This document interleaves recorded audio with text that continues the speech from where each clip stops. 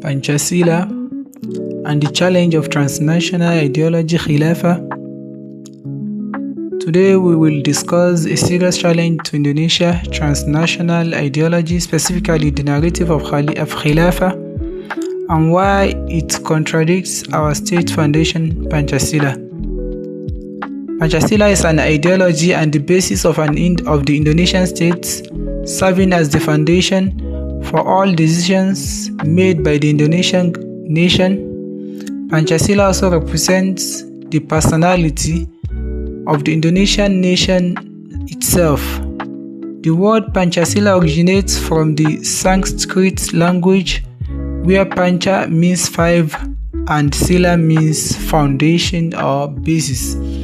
These five foundations are belief in the one and only God, justice and civilized humanity, the unity of Indonesia, democracy led by the wisdom of deliberation among representatives, and social justice for all Indonesian people. Understanding transnational ideology. Transnational ideology is a belief or perspective that originates from outside the country and seeks to enter Indonesia to change the national ideological system. Pancasila.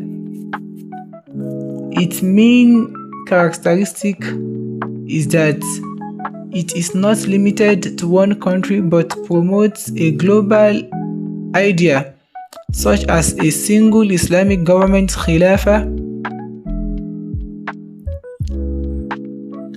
or the formalization of Sharia. The khilafah narrative promotes the idea of a global Islamic government that transcends the boundaries of nation states. This clearly contradicts the principles of the unitary state of the Republic of Indonesia (NKRI) and Pancasila. Khilafah is called a transnational ideology because it goes beyond national borders and promotes a single global government encompassing all Muslims in various countries.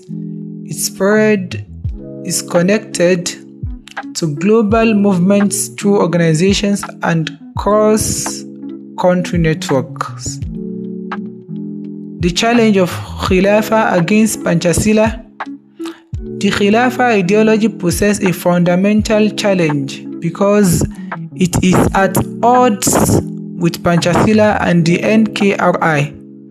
The main contradictions are pluralism versus exclusivism.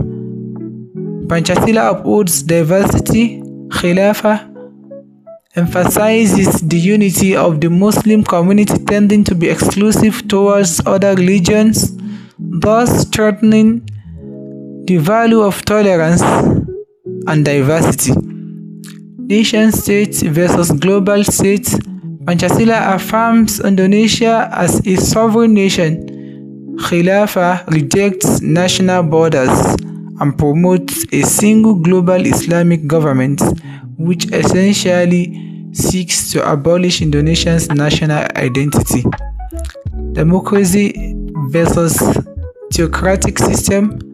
Pancasila promotes people's sovereignty through deliberation, consensus, democracy. Khilafah promotes single leadership based on Sharia, potentially shifting Indonesia's democratic system.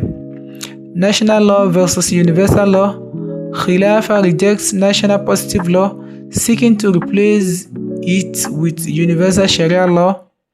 This erodes the legitimacy of national law based on the 1945 Constitution. Impact and strategy to counter. The Khilafah movement has had real impacts, such as strengthening Pancasila and the NKRI, triggering political polarization and eroding social tolerance. A clear example is the disbandment of Hizbut Tahrir Indonesia (HTI) in 2017, as the organization was deemed contrary to Pancasila and threatening the integrity of the NKRI. Even after HTI was disbanded, the khilafah ideology continues to spread through social media and international networks, causing digital radicalization. To face this challenge, a comprehensive strategy is needed. National education, strengthening Pancasila values and providing ideological literacy to understand the dangers of transnational ideologies, along with positive digital campaigns. Regulation and law enforcement, disbanding anti-Pancasila organizations and taking legal action against the spread of ideologies that threaten national unity. Religious moderation, encouraging interfaith dialogue, and the role of moderate Islamic scholars and organizations like NU and Muhammadiyah to promote Islam as a blessing for the universe, rahmatan lil alameen, serving as a fortress for national ideology. In conclusion,